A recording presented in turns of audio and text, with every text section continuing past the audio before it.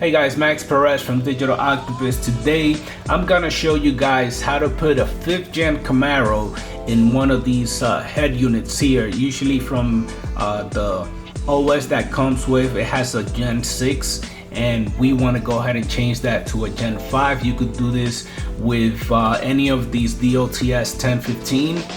You can add a 5th generation Camaro. You could add your favorite superhero, whatever you want to put in the background. You could add a logo. I'm gonna go ahead and show you how to do that. So just let's take a few minutes and I'll show you guys how it's done. All right, so before we start, I just want to show you guys this little gadget here. This is the AI Go, and the way this works is if you have a newer car with Apple CarPlay built in, and it's the wired version where you have to plug it in, you can actually go ahead and install this little unit on your USB. So we'll plug that right in here, and you plug this in your USB where your phone will go, and it will convert your wired CarPlay into wireless CarPlay just by using this unit here.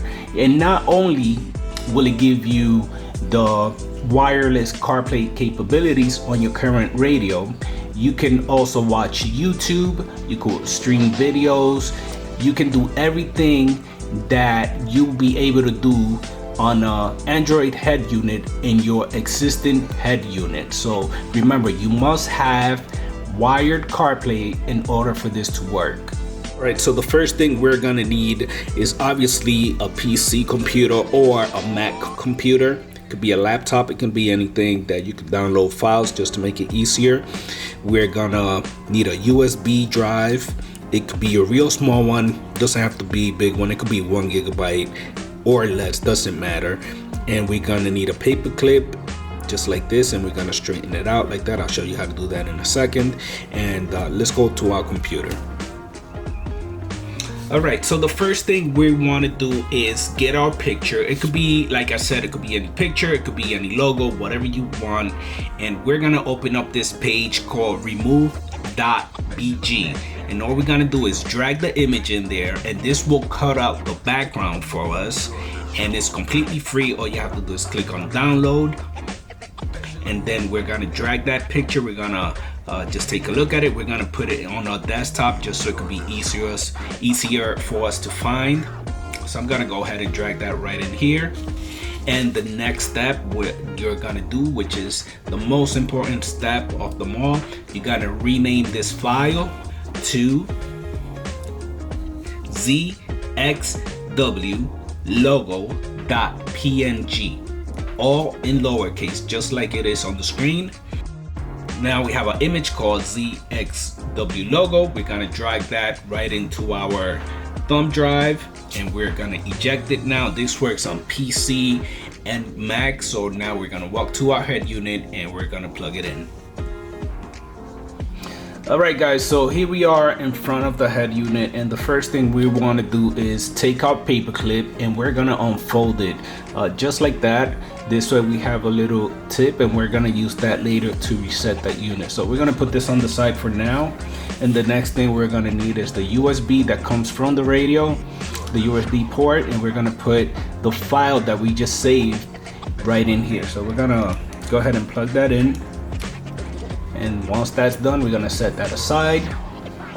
We're gonna go back now to the head unit, and then we're gonna go into File Manager. From File Manager, we're gonna click on usually you will be on Flash, but we're gonna click on USB drive. We're gonna find our file, which is zxwlogo.png. We're gonna select that. We're gonna copy. Gonna go back to Flash, and we're gonna paste, which is the button right down there. All right, so now that that file is here, we're gonna go ahead and take our paper clip, and we're gonna click on this reset button right up here. Make sure you're not doing this on the left hand side. That side is the microphone. If you push that in, if you push that paper clip in on the other side, you're gonna mess up your microphone. So we're gonna go here, and we're just gonna press it gently, and once the unit shuts off, that means it's restarting. So I'm gonna go ahead and zoom out again.